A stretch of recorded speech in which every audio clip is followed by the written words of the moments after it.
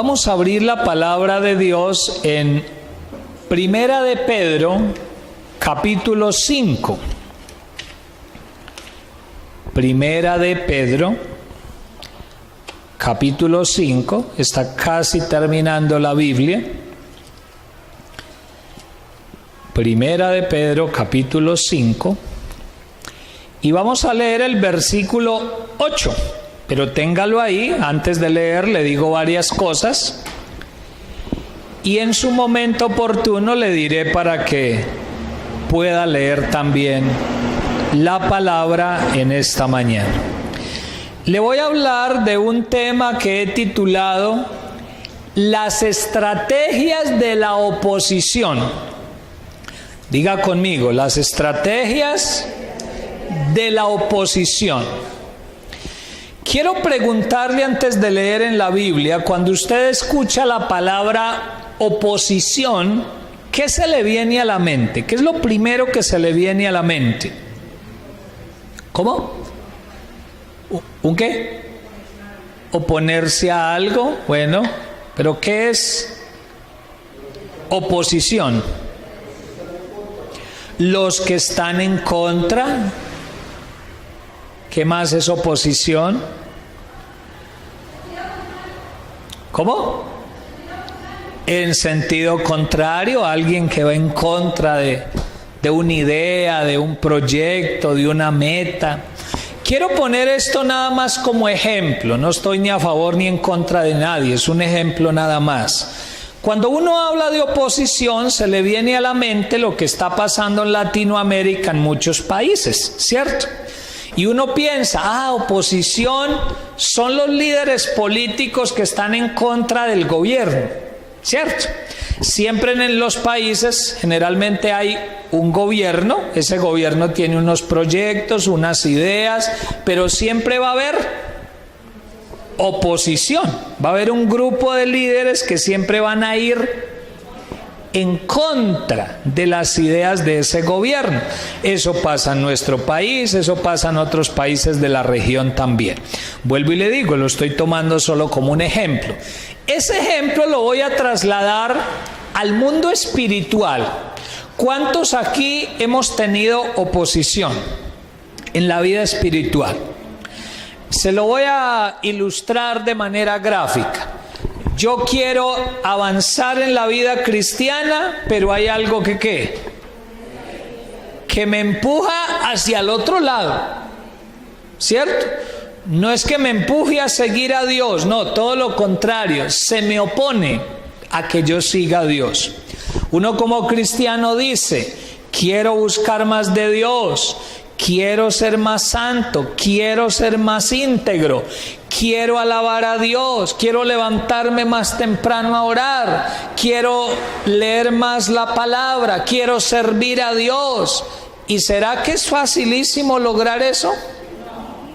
¿Por qué es difícil y a veces casi que imposible, humanamente hablando? Porque siempre va a haber una oposición. Siempre va a haber barreras, siempre van a haber cosas, personas y hasta seres que se nos van a oponer en todo momento. Para graficárselo de otra manera, imagínese un partido de fútbol americano. Difícilmente alguno acá habrá jugado fútbol americano. No es nuestra costumbre por acá, pero yo creo que lo hemos visto por televisión, ¿cierto? ¿Cómo es el fútbol americano? Es un deporte muy fuerte, de roce, de choque todo el tiempo. El fútbol de nosotros no es de tanto choque, aunque a algunos les gusta chocar, ¿cierto? Pero no es de tanto choque. El fútbol americano sí. Usted ve que viene corriendo el otro con el balón y eso, hermano, le tiran al alma, ¿cierto? Le ponen el cuerpo, le tiran con la cabeza, lo empujan, lo tiran al piso. Hay una oposición. ¿Y por qué esa oposición? Porque no lo quieren dejar llegar al otro lado. Usted sabe que en fútbol americano el propósito es llevar ese baloncito hasta el otro lado, cruzar la línea. Y el otro equipo, ¿qué es lo que no quiere dejar hacer? Ese propósito. Ellos se oponen a ese propósito. Eso mismo pasa en la vida cristiana. Usted dice como mujer, quiero ser una buena esposa. ¿Hay oposición a ese propósito? Claro. ¿Hay cosas que la desaniman en ese propósito? Sí. Hombres, usted dice, yo quiero ser un padre y un esposo ejemplar. ¿Hay oposición? Claro que sí. Usted dice, yo quiero ser un empleado íntegro y hacer las cosas bien. ¿Hay oposición? Sí, siempre va a haber oposición. El joven dice, yo quiero servir a Cristo, yo quiero seguir a Dios, yo quiero amar al Señor, pero siempre va a haber oposición. Y lo que quiero hoy por la palabra es que miremos cuáles son las estrategias que el enemigo está utilizando en este tiempo, y si las conocemos, pues yo creo que más fácilmente las vamos a vencer. Una buena forma de vencer al adversario es conociendo sus estrategias. De esa manera vamos a poder vencer. Vamos a leer ahora sí en 1 de Pedro 5:8 y vamos a empezar a mirar los enemigos o los adversarios o los oponentes que tenemos los cristianos. 5:8, ¿lo tienen? Dice, sed sobrios y velad, porque ¿quién? Porque vuestro adversario, el diablo, como león rugiente, anda ¿dónde? Alrededor. ¿Y qué es lo que está haciendo? Buscando a quien devorar. Versículo 9. Al cual resistid firmes en la fe, sabiendo que los mismos padecimientos se van cumpliendo en vuestros hermanos, ¿en dónde? En todo el mundo. Permítame explicarle ese versículo. De acuerdo a ese pasaje, ¿cuál es el primer enemigo? El diablo. ¿Cómo se llama de otra manera? Satanás. La palabra Satanás en la Biblia significa precisamente adversario, uno que está en contra, uno que no nos quiere dejar lograr las metas, los propósitos que tenemos con Dios. ¿Ese quién es? Satanás o el diablo. Pero dice el versículo, el verso 8, empieza con una orden de Dios. Y la orden es, hijitos, sean sobrios y velen. ¿Qué significa eso? Ser sobrio es ser equilibrado, ser firme, ser prudente, pero luego dice velen o velad. ¿Y qué es velar? Vigilar, estar atento, estar pendiente de una situación. Es como si Dios dijera, abra los ojos, ponga atención a lo que está ocurriendo alrededor, porque por ahí alrededor anda uno. ¿Cómo se llama? El diablo. ¿Y lo compara con qué? Con un león rugiente. Imagínese por un momento que a usted lo sueltan en la mitad del desierto del Sahara, en África, ¿cierto? Por allá a las 2 o 3 de la mañana, y usted siente que un felino de esos melenudos o gigrandes, ¿cierto?, está por ahí cerquita y anda como león rugiente. ¿A usted qué le da? Yo soy muy guapo y de ese me da miedo, ¿cierto? Porque yo sé que él no me viene a acariciar, no me va a dar picos, no. Él anda como león rugiente y dice que el león rugiente busca a quien devorar. Si nos da miedo de ese felino, de ese león, hermano, ¿cuánto más peligro corremos con este? ¿Qué es cuál? Satanás. Y no estoy diciendo que hay que tenerle miedo, no, uno sabe que en Cristo es más que vencedor, pero lo que estoy diciendo en este momento es desde la parte humana, ¿sí? O sea, todavía no estoy metiendo el poder de Cristo, o sea, la parte humana es que nosotros somos débiles frente a Satanás, ¿Hay alguien aquí más fuerte que Satanás, hablando humanamente? Ninguno. Todos somos débiles. Todos reconocemos que somos más débiles que Satanás. Nos volvemos fuertes cuando estamos ¿con quién? Con Cristo, y Cristo actúa a través de nosotros. Entonces dice la palabra: hijitos, sean equilibrados, sean prudentes, sean sobrios y vigilen, porque alrededor de ustedes anda el primer enemigo, el diablo, y anda como león rugiente, buscando a quien devorar. Ahora la pregunta que nos debemos hacer es: ¿queremos ser devorados por el enemigo? Yo creo que no estaríamos aquí sentados. ¿Cuál es el consejo? Versículo 9. Al cual debo ¿qué? Resistir firme ¿en qué? En la fe. ¿Cuántos queremos resistir a ese león rugiente? ¿Cuántos queremos ser firmes en la fe? Y para ser firme, ¿qué se necesitará? Ser valiente, esforzarse, en medio de la debilidad reconocer que Dios nos hace fuertes y podemos vencer esa situación. En el verso 9 también hay un consejo muy bonito. Dice: sabiendo que los mismos padecimientos se van cumpliendo ¿en quiénes? En vuestros hermanos en todo el mundo. ¿Por qué dice esto? Mire, se lo explico así. Cuando uno está pasando por dificultades, uno siempre le echa la culpa ¿a quién? Al diablo, ¿cierto? Ay, el diablo no me deja descansar en estos días.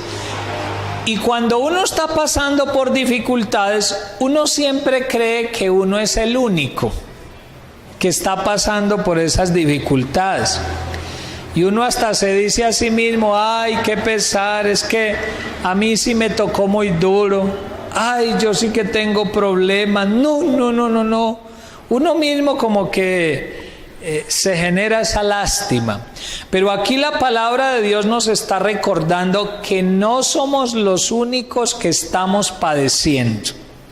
Que en muchos lugares hay otros hermanos que también están pasando por sufrimientos y padecimientos.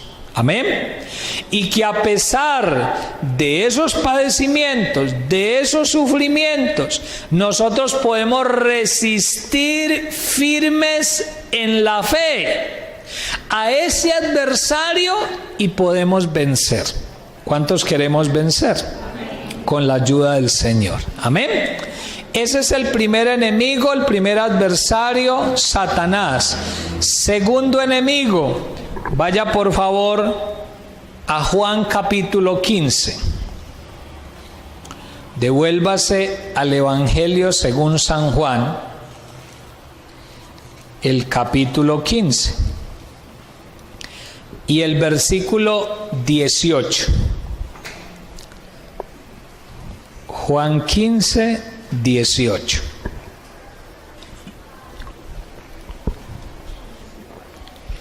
¿Lo tiene?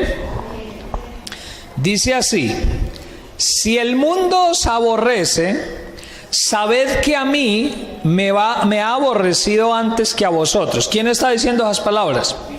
Cristo. Son palabras textuales del Señor Jesús. Y Él está hablando con sus discípulos y les dice: miren, mis amados discípulos, si el mundo los está rechazando, si el mundo los está aborreciendo, si el mundo tiene oposición frente a ustedes, no se asombren. ¿Por qué qué? Porque a mí, dice Cristo, ya me aborrecieron antes que a ustedes. Ustedes no habían nacido, les dice Cristo, y ya a mí me estaban aborreciendo, porque el mundo siempre ha aborrecido las cosas de Dios, no le gustan las cosas de Dios al mundo. Luego dice en el 19, mire esto qué bonito: si fuerais del mundo, el mundo amaría lo suyo. O sea, si usted y yo fuéramos del mundo, el mundo nos amaría. ¿Cierto que sí? ¿Cuándo nos ama el mundo? Cuando bebemos con ellos, bailamos con ellos, salimos con ellos, gastamos con ellos. Ahí somos amigos, ¿cierto? Ay, no, qué amigazos usted. Hasta parcero le dicen, ¿cierto? Pero en el momento que usted decide salir de ese mundo, deja de ser del mundo y se vuelve de Cristo, el mundo lo empieza a aborrecer. Créame que sí.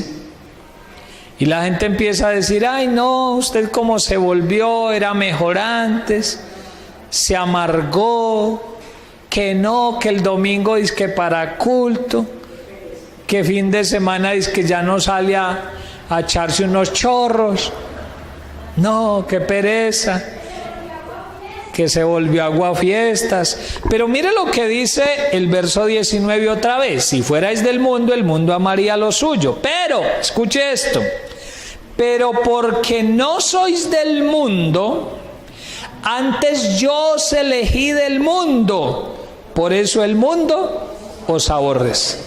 Mire lo hermoso que está diciendo Cristo.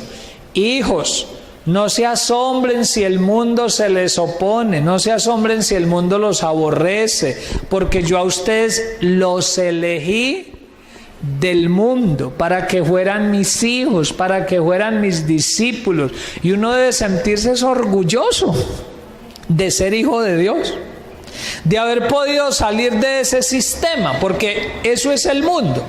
El mundo es el sistema que gobierna este mundo terrenal, esta vida terrenal. Hace unos días en otras predicaciones decíamos que el mundo está compuesto por tres cosas esencialmente: un territorio, este planeta, unos habitantes, unas personas, pero también una cultura, o sea, la forma en que piensa la gente del mundo. Eso es una cultura. Esas tres cosas unidas conforman el mundo, conforman ese sistema. Y ese sistema no nos quiere. ¿Cierto que no? Mire, nada más piensen lo siguiente. Prenda usted a las 2 o 3 de la mañana el equipo de sonido con alabanzas. ¿Le aceptan? Le aseguro que le echan la policía. Mire, ese evangélico, esa evangélica no nos deja dormir. Pone esa música que a mí no me gusta, pero resulta que ellos sí ponen la otra, ¿cierto? La de despecho, la que motiva el sexo ilícito, la que motiva la violencia, y pareciera que a ellos no les dicen nada y a nosotros sí. Haga bulla la iglesia por la noche y le aseguro que llegan las quejas. Vea, esa iglesia no deja dormir, pero pongan la fiesta por la noche. Ahí sí la gente no dice nada, porque es el ambiente que a ellos les gusta. Así que ahí encontramos el segundo enemigo. ¿Y es cuál? El mundo. Llevamos dos, no se les olvide. Primero, Satanás o el diablo. Segundo, el mundo. Tercer enemigo. Vaya por favor a Gálatas. Está más adelantico. Pase Romanos, pase las cartas a los Corintios y luego va a encontrar Gálatas. Capítulo 5. El versículo 17.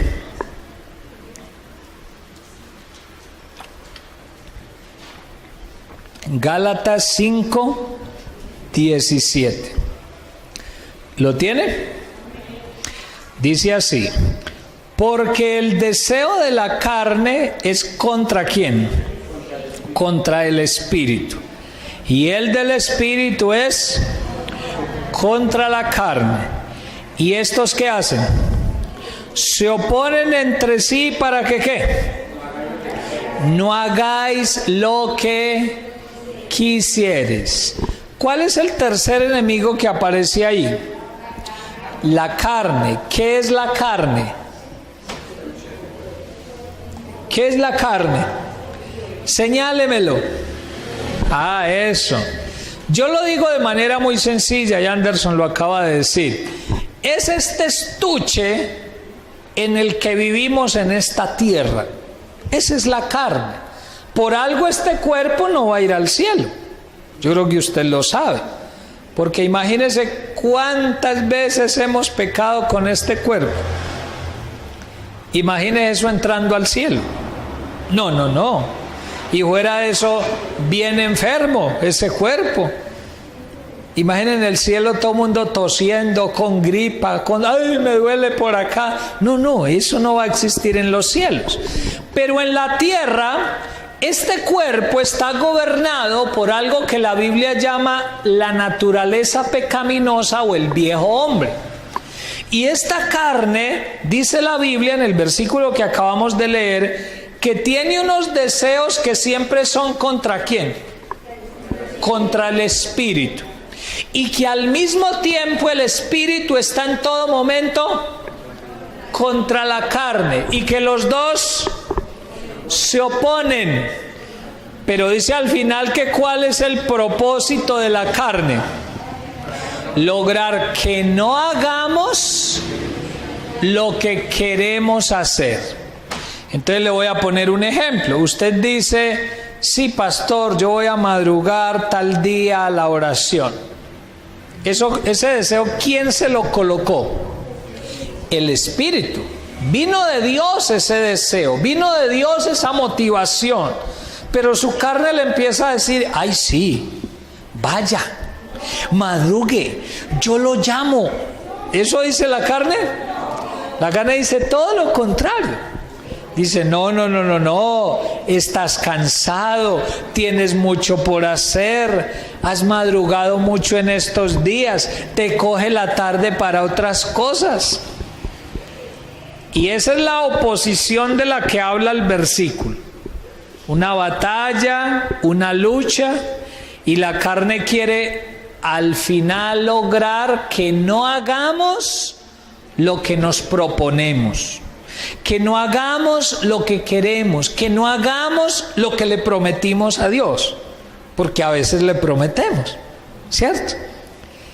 Uno escucha la palabra y le promete a Dios cosas y la verdad es que no siempre se las cumple.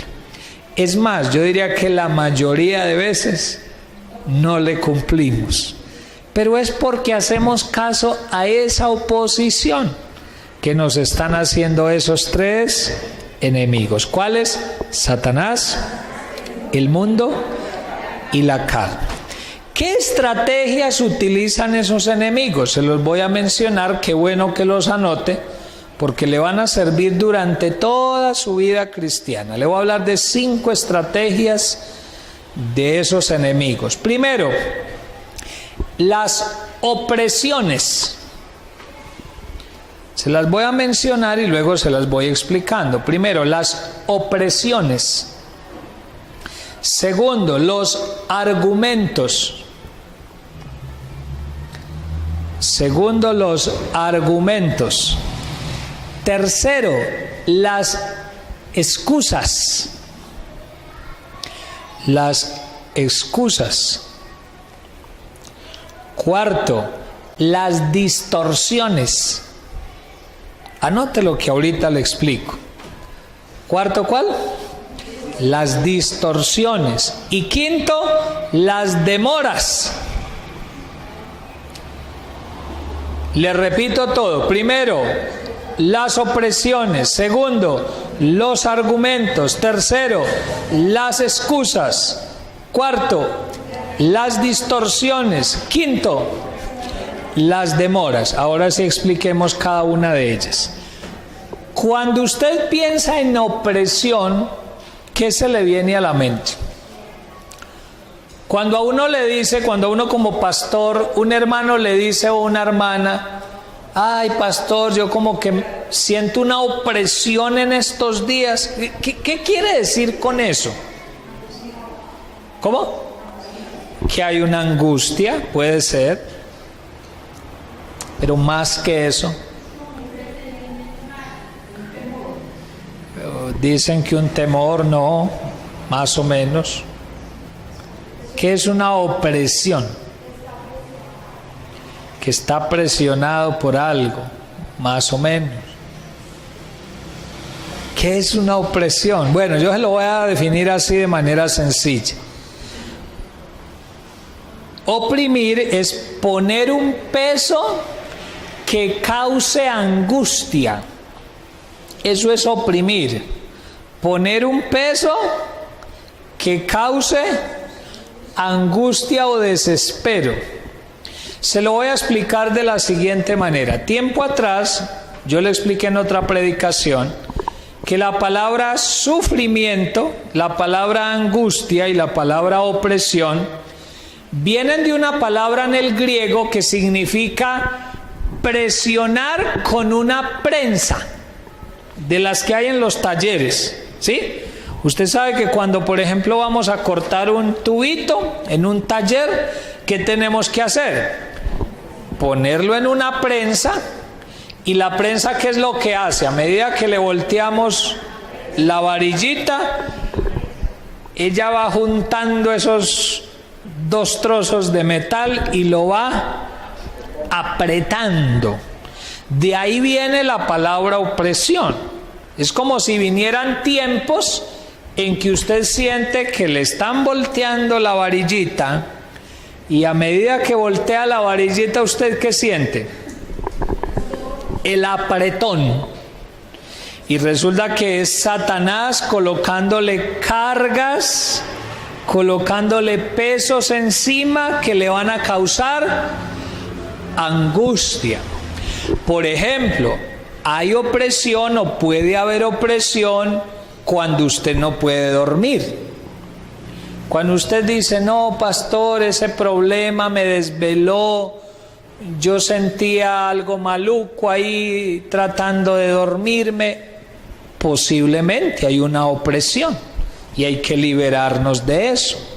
Cuando uno está enfermo, puede que el diablo se aproveche de la enfermedad. Ojo, no estoy diciendo que siempre la enfermedad es el diablo.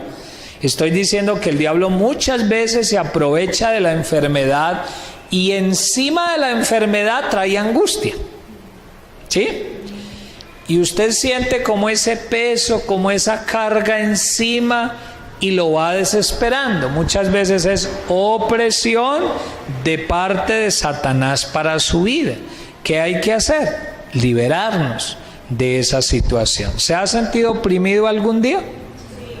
Yo creo que todos, en algún momento, pero Dios nos hace libres. ¿Cuánto lo creemos? Los voy a explicar y al final miramos otras cosas. El segundo dijimos que eran los argumentos. ¿Qué es un argumento? Quiero que me dé su opinión. Quiero conocer qué tanto sabe de esas estrategias. ¿Cómo? Una excusa, no se me adelante, es la tercera. ¿Qué es un razonamiento? Perdón, ¿qué es un argumento? Ya le estaba diciendo el significado. ¿Qué es una justificación? Por ahí va más o menos. Le voy a dar el significado. Un argumento es un razonamiento o una idea que demuestra, refuta o justifica algo. Anótelo si quiere, ya se lo explico. Un argumento es un razonamiento que demuestra, refuta o justifica algo. Le voy a poner un ejemplo sencillo. Resulta que son las 8:30 de la noche, su hijito tiene que acostarse a dormir porque hay que madrugar al colegio y él está chateando todavía. ¿Sí? ¿Usted qué empieza a decirle a esa hora?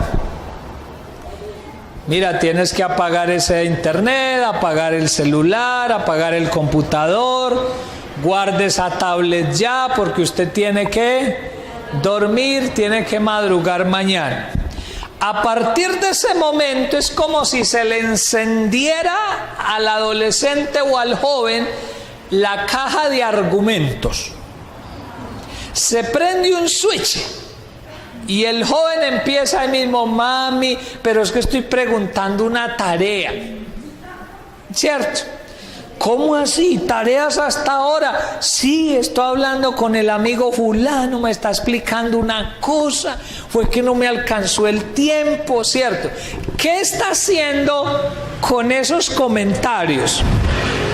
Está dándole razones o ideas para demostrarle que es justo que él esté chateando, ¿cierto? Está justificando algo, está demostrando algo. Y esos argumentos uno los tiene que evaluar para saber si son verdad. A esa misma hora le puede decir, ay mami, me va a tocar ir donde fulano. ¿Cómo así? No le quedó tiempo en toda la tarde de ir. ¿Y qué hace él? Empieza a darle argumentos, empieza a decirle, sí mami, pero oiga, es que usted no ve que yo hice muchas tareas, me faltó una, tengo que ir a pedir copia de la tarea. ¿Y qué es lo que busca con eso? Comprobarle que es justo lo que está haciendo o lo que va a hacer. Y eso es lo que se llama argumentar. Dar ideas, dar razones para demostrar, para refutar o para justificar una cosa. ¿Seremos hábiles los seres humanos en argumentos? Ay, hermano, eso para todo tenemos en la puntica de la lengua el razonamiento, el comentario. ¿Listo? Pasemos a la tercera, que tiene que ver mucho con la segunda. Ahora sí, la que dijo Bernarda. Las excusas. ¿Qué son las excusas? Pretextos. Me gusta esa palabra, pretextos. ¿Qué más son las excusas? Es muy parecido a argumento, pero hay una pequeña diferencia. Mire, le doy el significado. Es una razón o argumento que se da para justificar una cosa, pero especialmente una falla, un error o una falta. Esa es la diferencia. O sea, la excusa es un argumento para justificar algo, pero especialmente nos excusamos cuando sabemos que hemos cometido un error, una falta, y empezamos a decir los argumentos por los cuales como que fue justo hacer eso, según nosotros, ¿cierto? Voy a poner ejemplos también. Usted le dice a la misma adolescente, resulta que ella se va a hacer tareas. Llega su hija a mediodía, mamá, hoy tengo que hacer un trabajo en grupo, necesito plata. ¿Sí? Nunca dicen eso, ¿cierto que no? Jamás dicen eso. Usted es experto en eso como papá y mamá. Entonces usted dice, ¿y qué necesita? Y él empieza, vea mami, tenemos que comprar cartulinas, ¿sí? Hay que pegarle unas cosas a esa cartulina. Y es que los otros no van a colaborar. No, ellos no tienen plata, me toca llevarlo a mí, ¿cierto? Mami, pero allá también tenemos que comer algo, porque uno toda la tarde allá sin comer nada, no, hay que llevar algo. Ah, mami, y eso queda muy lejos. No, a pie no, no, mami, taxi de ida y taxi de venida, ¿cierto? Entonces usted le dice, listo, a ver, más o menos la cuenta es esta, tome, me trae la de vuelta, ¿cierto? Por la noche llega sin de vuelta, antes debe por allá, ¿sí? Y usted, venga, ¿y qué pasó hoy la de vuelta? Ahí empiezan las excusas. Cuando no se había ido, eran argumentos, era diciéndole por qué le tenía que dar plata. Pero cuando ya llegó sin de vuelta, empiezan las excusas. Mami, vea, fulano no llevó plata y yo le regalé para el mototaxi, ¿sí? No, mami, yo ya habíamos comido, pero luego me volvió a dar hambre. yo salí de allá y antes de coger el taxi me volvió a dar hambre, yo me comí otra cosa. Empiezan las excusas. Somos hábiles los seres humanos en excusas. Ay, hermano, yo estoy poniendo el ejemplo de los adolescentes, pero en realidad eso no pasa solo con los adolescentes, ¿cierto? Es por poner un ejemplo, eso pasa con los seres humanos. Nosotros somos hábiles en excusas. ¿Por qué llegó tarde? Vea, ya la tenemos en la puntica de la lengua, ¿qué vamos a decir? ¿Por qué no fuimos? Ya la tenemos en la puntica de la lengua. ¿Por qué dijimos que íbamos a llamar y no llamamos? Ya tenemos la excusa en la puntica de la lengua. ¿Por qué no pagamos el día que era? Ya tenemos la excusa en la puntica de la lengua, ¿cierto? Pero ¿de dónde vienen esas excusas? ¿Vienen de Dios? ¿Es Dios el que nos da esa sabiduría para sacar excusas? Obviamente que no. Son los otros tres. ¿Cuáles? Satanás, el mundo y la carne. Ellos son los que proveen esas opresiones, argumentos y excusas. Y tenemos que vencerlas con la ayuda del Señor. Cuarta estrategia. ¿Las qué? Las distorsiones. Vuelvo y le pregunto, y le estoy preguntando mucho. Cuando piensa en distorsiones, ¿qué se le viene a la mente? ¿Cambiar algo? ¿Transformar, dicen por ahí? Cuando usted dice, ay, eso está distorsionado, alterado, por ahí va la cosa, me gusta esa palabra. ¿Qué más es distorsionar? Para explicárselo le doy este ejemplo. Usted sabe que ahora con el cuento de los smartphones hay tantas aplicaciones, o hay aplicación para todo. Las aplicaciones son software pequeñitos que usted le instala al teléfono para cumplir funciones. Y hay, por ejemplo, unos software que ayudan a modificar las fotos, ¿cierto? Usted toma una fotografía y usted le cambia de color, la pone más pálida, la pone sepia, le alarga la cara, le pone más cachetes, le hace ojotes a la foto. Ese no es usted. El último que quedó, ese es usted. ¿Así es usted? No, usted lo distorsionó. Y cuando uno ve esa clase de fotos, pues uno se ríe. Generalmente es para eso, para reírnos. Pero uno sabe que la foto, la imagen ha sido distorsionada. O sea que distorsionar es simplemente alterar las características de algo o cambiarle la forma original a algo. Los noticieros es un ejemplo también. Los noticieros utilizan mucho distorsión de imágenes. Usted sabe que cuando le hacen una entrevista a una persona y esa persona no puede salir en cámara porque corre peligro, entonces le distorsionan ¿qué? Su voz, y usted escucha, eso no es voz de persona, claro, se la están cambiando. Pero también distorsionan a veces la imagen. No siempre se ve el rostro de la persona. Usted sabe que hay una persona ahí porque se ve una silueta de persona, pero resulta que no sabe quién es. Se ha alterado la imagen para que no se puedan dar cuenta quién está allí. ¿Para dónde voy con esto? El diablo, el mundo y la carne nos distorsionan las cosas, ¿o no? Él nos distorsiona las cosas de tal manera que uno vea de manera diferente a la realidad. Entonces le voy a poner un ejemplo. Usted le empieza a decir a alguien, mira, esa relación sentimental no te conviene. Le dice uno al joven o al hermano o a la hermana. ¿Y qué empieza a decir el hermano? Ay, ¿cómo no me va a convenir? Si eso es un angelito. Usted no lo conoce, pastor. Yo veo es un diablito, pero usted está viendo un angelito. ¿Y por qué yo veo un diablito y usted ve un angelito?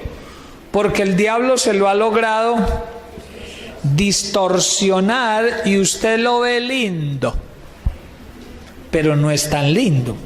Si pudiera ver con los ojos de Dios, va a ver que hay errores en esa relación. Amén.